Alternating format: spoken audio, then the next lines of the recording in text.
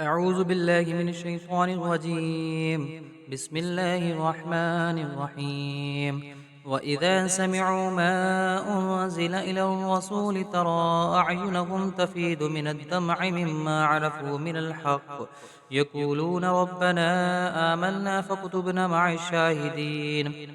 وما لنا لا نؤمن بالله وما جاءنا من الحق ونطمع أن يدخلنا ربنا مع القوم الصالحين فأسابهم الله بما قالوا جنات تجري من تحتها الأنهار خالدين فيها وذلك جزاء المحسنين.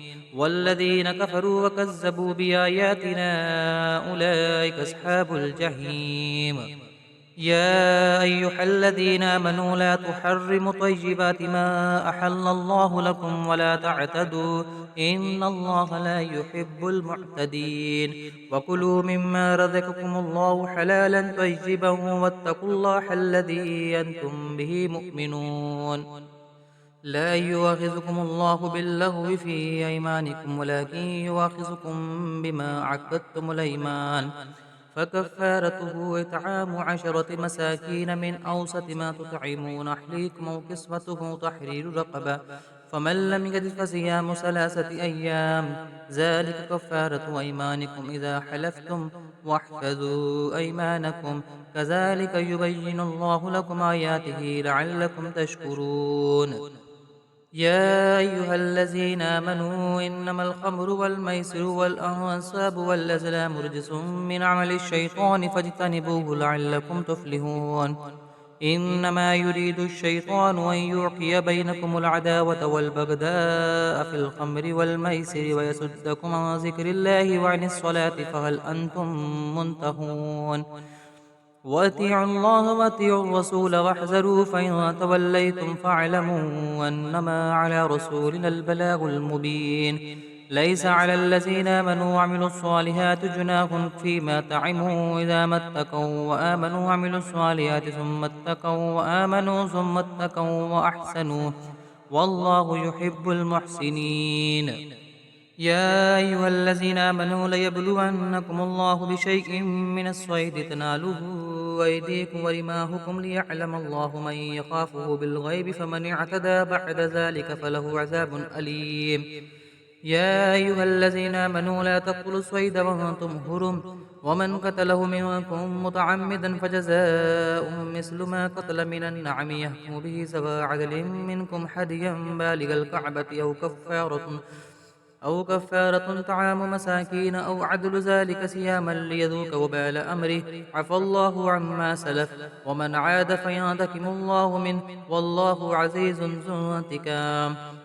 أحل لكم صيد البحر وطعامه متاعا لكم ولسيارة وحرم عليكم صيد البر ما دمتم حرما واتقوا الله الذي إليه تحشرون. جعل الله الكعبة البيت الحرام قياما للناس والشهر الحرام والهدي والكلائد ذلك لتعلموا أن الله يعلم ما في السماوات وما في الأرض وأن الله بكل شيء عليم. اعلموا أن الله شديد العقاب وأن الله غفور رحيم. ما على الرسول إلا البلاغ والله يعلم ما تبدون وما تكتمون.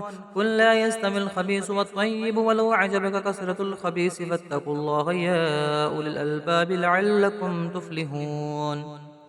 يا أيها الذين آمنوا لا تسألوا عن أشياء إن تبد لكم تسؤكم وإن تسألوا عنها حين ينزل القرآن تبد لكم عفى الله عنها والله غفور حليم. قد سألها قوم من قبلكم ثم أصبحوا بها كافرين. ما جعل الله من بحيرة ولا سائبة ولا وسيلة ولا حام ولكن الذين كفروا يفترون على الله الكذب وأكثرهم لا يعقلون. وإذا قيل لهم تعالوا إلى ما أنزل الله وإلى الرسول قالوا حسبنا ما وجدنا عليه آباءنا ولو كان آباؤهم لا يعلمون شيئا ولا يهتدون. يا أيها الذين آمنوا عليكم أنفسكم لا يضركم من ضل إذا اهتديتم إلى الله مرجعكم جميعا فينبئكم بما كنتم تعملون. يا أيها الذين آمنوا شهادة بينكم إذا حضر أحدكم الموت حين الوصية اثنان ذوى عدل منكم وآخران من غيركم إن أنتم ضربتم في الأرض فأصابتكم مصيبة الموت تحبسونهما من بعد الصلاة فيقسمان بالله إن ارتبتم لا نشتري به ثمنا ولو كان ذا قربى ولا